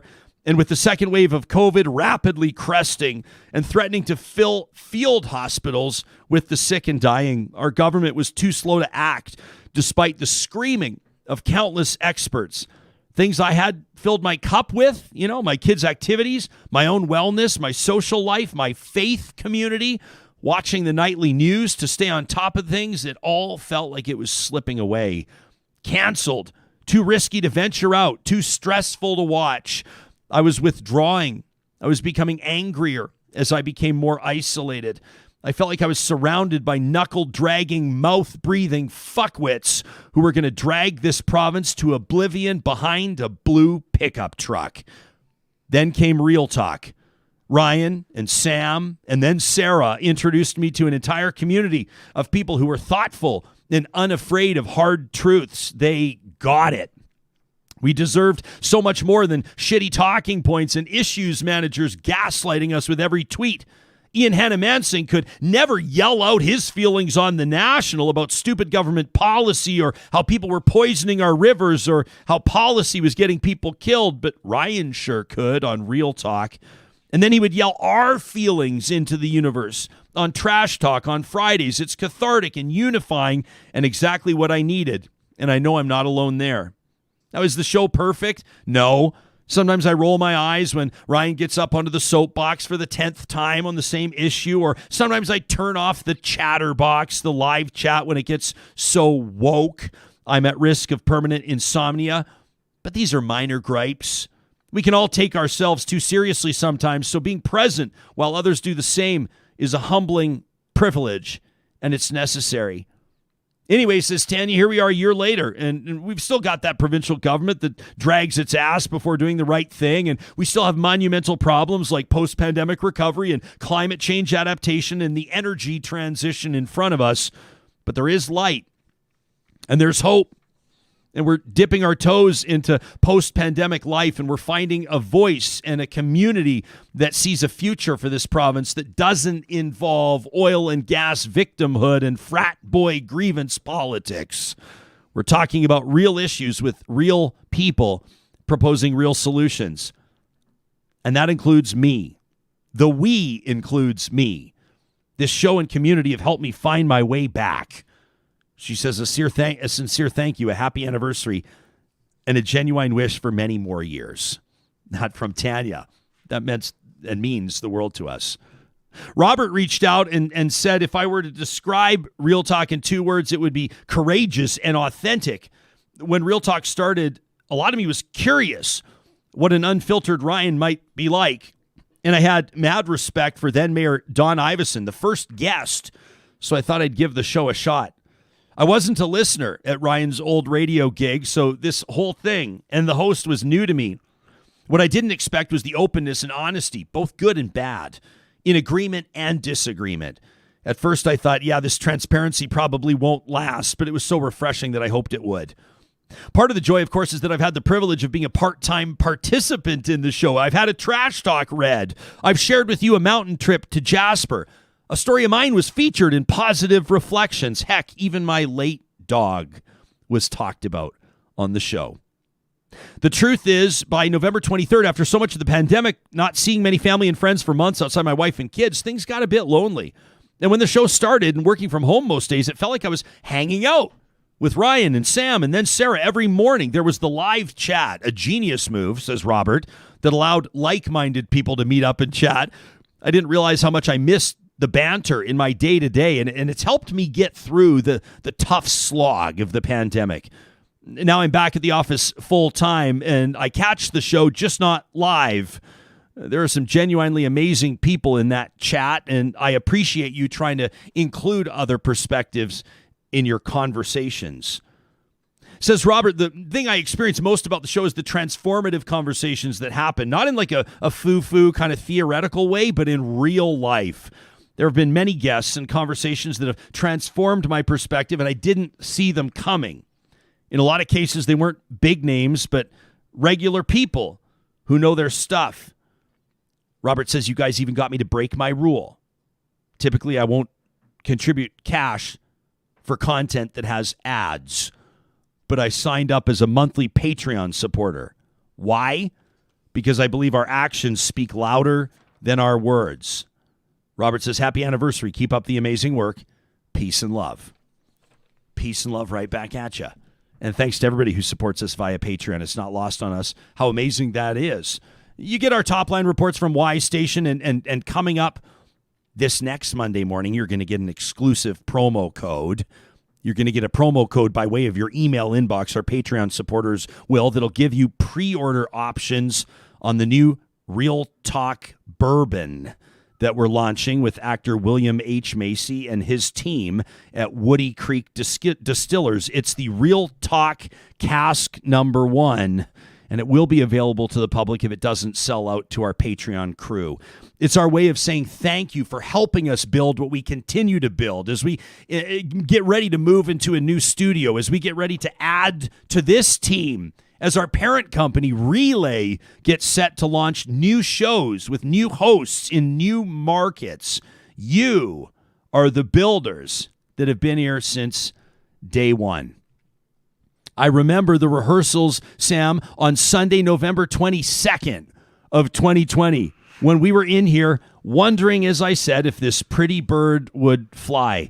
How different is the headspace when you woke up this morning to the headspace a year ago today? I don't know which one of us was more terrified of this whole thing collapsing as Probably soon as both. we hit live. Yeah, probably both. Yeah.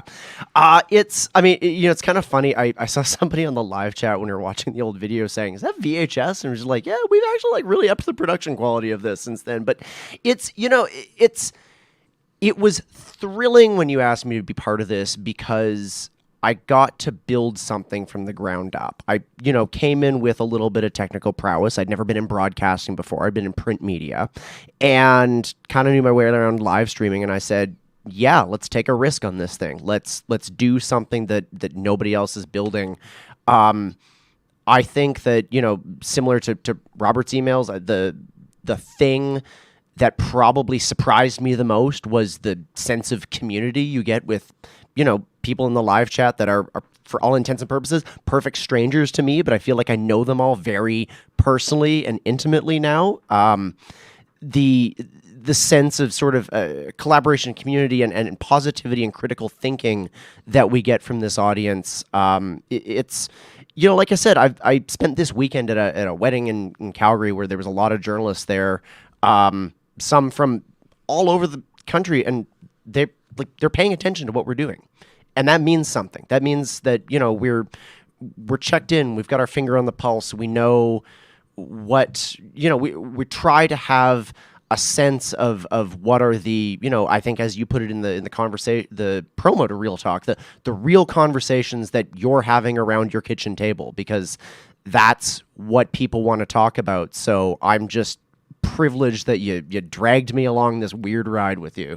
The show feels like it hit overdrive, like we hit that gear we were looking for on the highway, and it allowed us to achieve new levels of editorial production. Sarah, when you joined the team, what's been the biggest surprise for you? You had, I'm not sure, we've not really gotten into the details of your professional career, your history. You've not really outlined it to the audience, but you've had a ton of experience in the podcast space on both sides of the microphone. Yeah. You've taught others how to podcast. You've participated in short and long form storytelling. So you brought a lot to the mix. What surprised you most, or what has surprised you most through your first approximately half a year or so here as part of the team? That you have a tendency to ask me questions that I am not prepared for. And then to be honest, it's true, isn't it?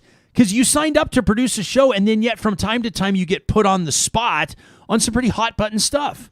Yeah, but I appreciate it. I'm just giving you a hard time, Ryan. Man, there are a lot. I think the ones that I really appreciate is when we get really uncomfortable. Yeah. So, saying things that have not been said, or we kind of, get danced around a lot of the time. So one of my favorite conversations was disability and sex. Yeah. That was amazing, that round table. That was one of my favorite conversations. Just because it's like, we can't talk. Yes, we can talk about that. And not only can we should. Mm-hmm. So that one, when we had the opioid advocate on, talking about use and opioid poisoning, it was just, I love getting to hear people's personal stories. There There's this kind of mantra of journalism. And I'm not sure whether or not I'm a journalist. I'm certainly a talk show host.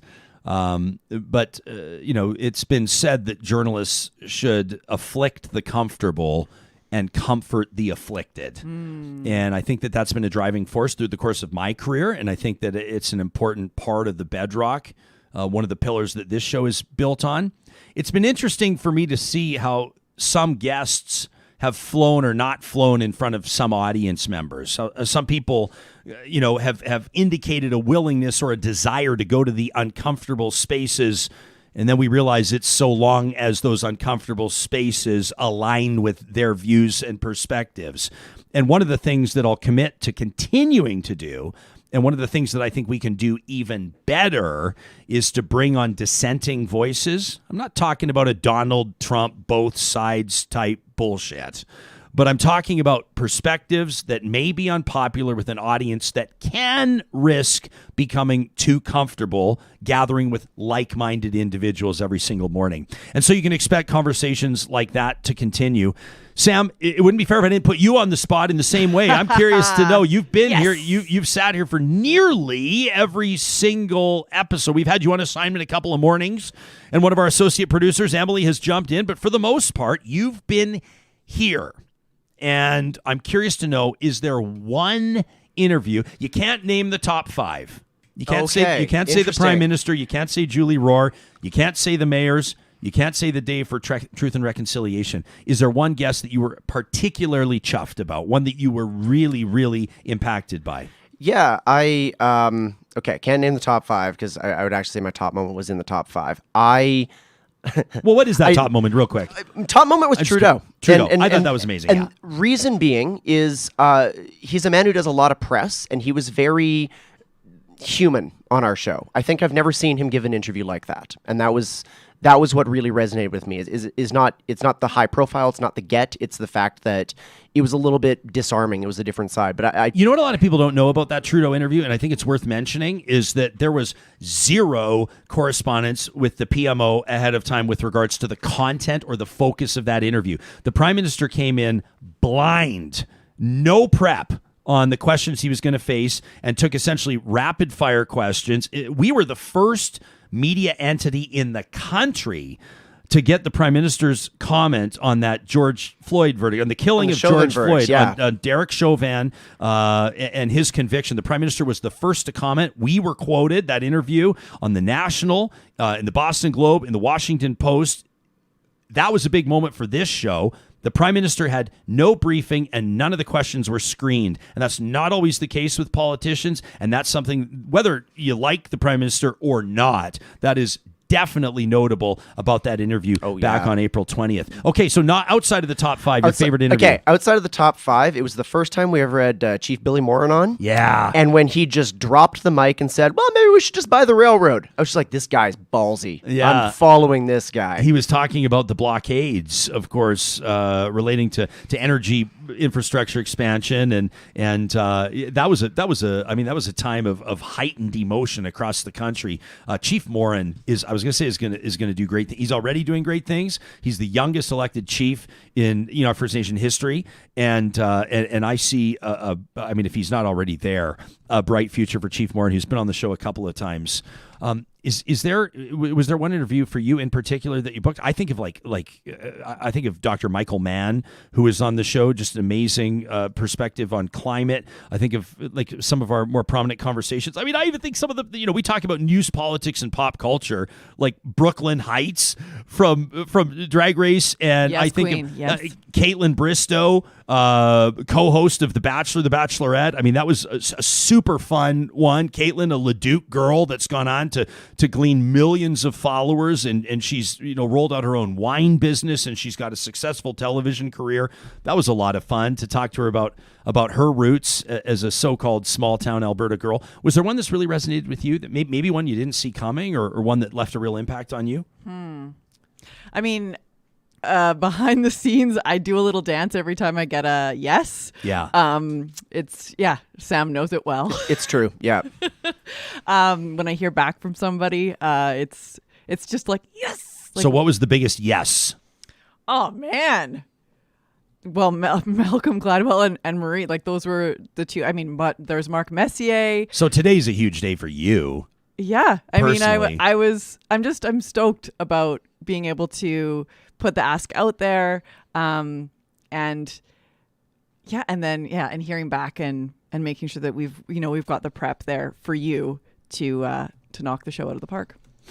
I like the other day where we pulled back the curtain a little bit. Our top 40 under 40 roundtable, and I was talking to Panita McBrien, and you insisted that I ask her about the circumstances of her predecessor's dismissal from that role, his resignation as editor of the Downtown Business Association, and that was a big one, I think, for the moment, for people to be able to see how the show functions editorially behind the scenes and the checks and balances and how my feet are held to the fire, not just by audience members and not just by guests, but by you as well, by both of you.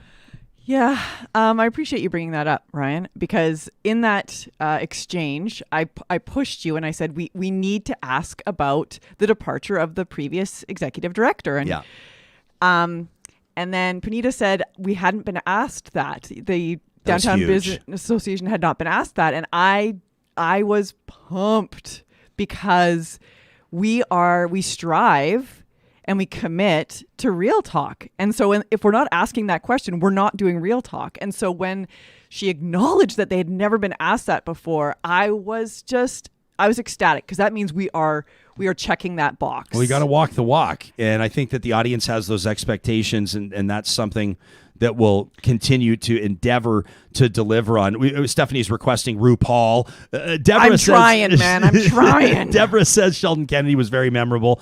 I'd love to see him on the show again for sure. Others of you, Carrie is saying she loves when Dr. Jody Carrington's on the show, and obviously that for us is huge. Every morning she comes in, she brings her own audience with her, and we have a lot of fun. Heather says she also loved Dr. Michael Mann on the show. Says Katie Mack was amazing as well. Katie's knowledge and love of astronomy and space, and her helping us understand. They're just like magnetic nerdiness. Yes. Yeah. That's a great band name, actually. Magnetic nerdiness. I like that. Sandra's the front man? Yeah. Tracy says a meaningful moment for her. Says, Ryan, when you interviewed the family, the sons and the wife of the man who lost his life saving the dog. Says that still resonates with me. How about this from Kim? Kim says, my knowledge and understanding of First Nations, Métis rights and truths in our country has been a year-long journey with this show and this live chat and the books that have been recommended. That means a lot to us. Linda Ray simply says, raw and real. That means a lot to us.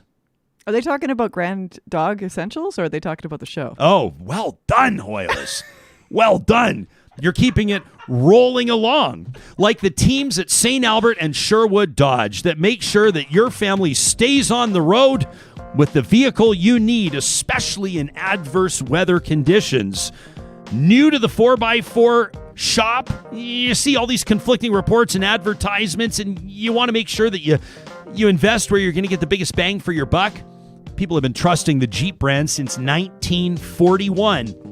And the selection's better than it's been in a year and a half at Sherwood and St. Albert Dodge right now. So whether you're looking for that new Grand Cherokee L with the third row of seating, or the Gladiator, or any of the other inclusions in the Jeep lineup, you'll find better selection at St. Albert and Sherwood Dodge, of course, along with those Ram 1500 pickups, than you will anywhere else.